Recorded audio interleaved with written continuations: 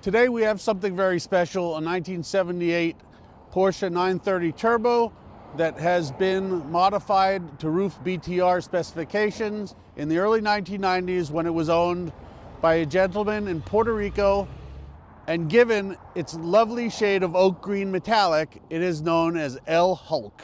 So come on, let's take it for a run. Well, it's been sitting outside. We're going to fire it up. We're going to shut the radio off for the moment. We're going to warm it up because we are actually losing the light. And we started this video a few days ago, but then it snowed. And then luckily it rained quite a bit because then it clears the roads, which is why we're now driving it.